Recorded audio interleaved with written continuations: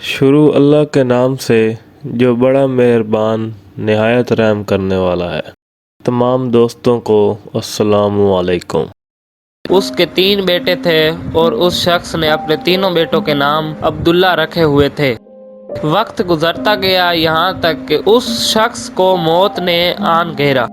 اس نے مرتے وقت اپنے تینوں بیٹوں کو بلا کر وصیت کی کہ عبداللہ کو وراثت ملے گی، عبداللہ کو وراثت نہیں ملے گی اور عبداللہ کو وراثت ملے گی۔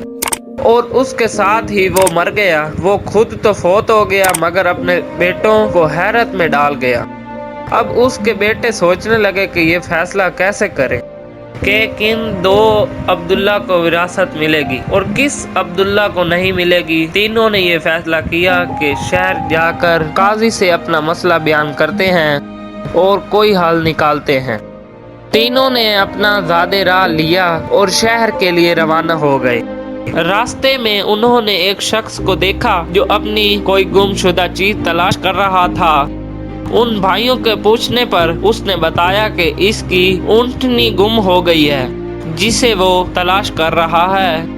ایک عبداللہ نے پوچھا، کیا تیری اونٹنی ایک آنکھ سے کانی تھی؟ اس نے کہا، ہاں وہ کانی تھی۔ پھر دوسرے عبداللہ نے پوچھا، کیا تیری اونٹنی ایک ٹانگ سے لنگڑی تھی؟ تو اس نے کہا، جی بالکل وہ لنگڑی تھی۔ پھر تیسرے عبداللہ نے اونٹنی کے مالک سے پوچھا، کیا تیری اونٹنی دم کٹی ہوئی تھی؟ تو اس نے بڑی خوشی سے کہا، جی بالکل ٹھیک، میری اونٹنی کی دم بھی کٹی ہوئی تھی، بس اب جلدی سے بتا دو کہ میری اونٹنی کہاں ہے۔ تینوں عبداللہ نے مل کر جواب دیا، ہمیں آپ کی اونٹنی کے بارے میں کوئی علم نہیں، ہم نے اسے نہیں دیکھا۔ اونٹنی کا مالک ان کی یہ باتیں سن کر بہت ہی غصہ ہوا۔ اس نے فیصلہ کیا کہ ان تینوں کو پکڑ کر قاضی کے پاس لے جائے گا۔ اسے پورا یقین تھا کہ اس کی اونٹنی ان تینوں نے پکڑ کر ذبح کر لی ہے اور کھا چکے ہیں، اور اب اپنے جرم کو چھپانے کے لیے جھوٹ بول رہے ہیں۔ اونٹنی والے نے جب تینوں کو اپنا ارادہ بتایا تو انہوں نے کہا، ہمیں کوئی اعتراض نہیں، کیوں نہ کہ ہم خود بھی قاضی کے پاس ہی جا رہے ہیں۔ جب یہ چاروں قاضی کے پاس پہنچے تو اونٹنی والے نے اپنا قصہ بیان کیا۔ قاضی نے ان تینوں سے کہا، جس طرح تم تینوں نے اونٹنی کی نشانیاں بتائی ہیں اس کا ایک ہی نتیجہ نکلتا ہے کہ اونٹنی تم تینوں کے پاس ہے۔ بہتر ہے کہ تم اپنے جرم کو مان جاؤ۔ پہلے نے کہا، جناب اعلیٰ، ہم نے اونٹنی تو نہیں دیکھی تھی، ہاں البتہ اونٹنی کے آثار ضرور دیکھے تھے۔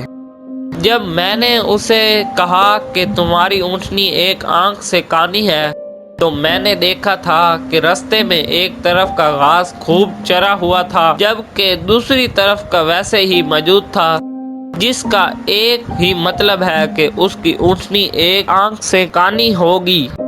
دوسرے عبداللہ نے کہا، میں نے دیکھا تھا کہ راستے میں 3 قدم تو گہرے لگے ہوئے تھے جبکہ چوتھا قدم زمین پر معمولی پڑا ہوا تھا، جس کا یہی مطلب بنتا ہے کہ اس کی اونٹنی ایک ٹانگ سے لنگڑی بھی تھی۔ تیسرے عبداللہ نے کہا، اونٹ جب راہ چلتے ہوئے اپنا گوبر گراتے ہیں تو دم سے ادھر ادھر بکھرتے ہیں، جبکہ ہم جس راہ سے آئے ہیں وہاں پر گوبر ایک ہی لائن میں سیدھا گرا ہوا تھا، جس کا ایک ہی مطلب ہو سکتا ہے کہ اونٹنی کی دم کٹی ہوئی ہے جو اپنا گوبر دائیں بائیں نہیں پھیلا پائی۔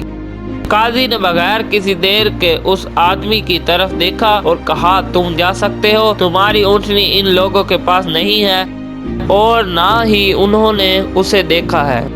اونٹنی والا شخص وہاں سے چلا گیا، پر قاضی ان تینوں بھائیوں کی بات سے بہت ہی حیران ہوا۔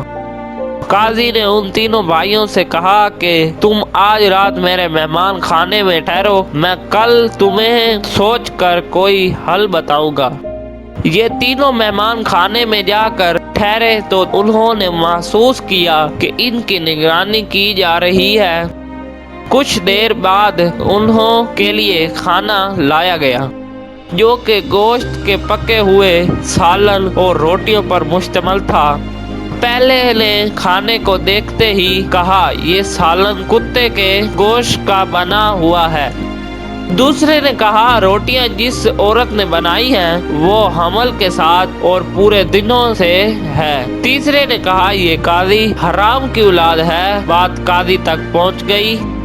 उसने दूसरे दिन तीनों को अपनी अदालत में तलब कर लिया और तीनों से मुखातिब होकर कहा, तुम में से किसने कहा था कि ये गोश्त कुत्ते का पका हुआ है?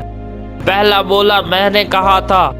काजी ने बावर्ची को बुलवा कर पूछा तो इसने मान लिया कि पकाने के लिए कुछ नहीं था। तो मेरे जहन में शरारत आई और मैंने कुत्ता मार कर उसका गोश्त पकाया और उनको खाने के लिए भिजवा दिया।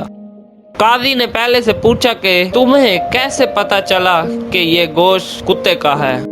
तो उसने बताया, बकरी, ऊंट या गाय के गोश्त के नीचे चर्बी लगी होती है, जबकि ये सारा चर्बी नुमा था जिसके नीचे कई कई गोश्त लगा हुआ था। काजी ने कहा, तुम वो अब्दुल्ला हो जिसको अपने बाप के माल से विरासत मिलेगी।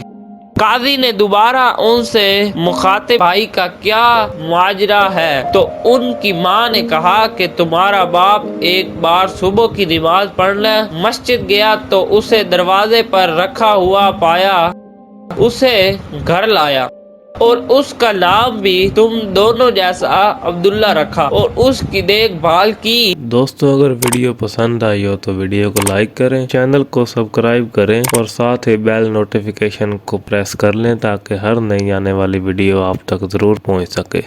अल्लाह हाफिज़।